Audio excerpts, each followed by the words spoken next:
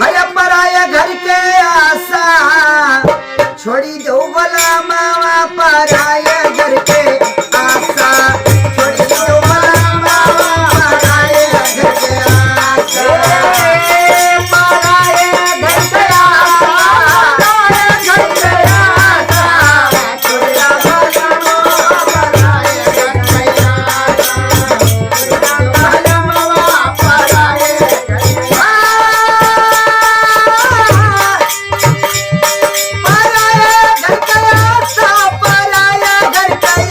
आशा छोड़ी दो भला मावा पराया घर के आशा छोड़ी दो भला मावा पराया घर के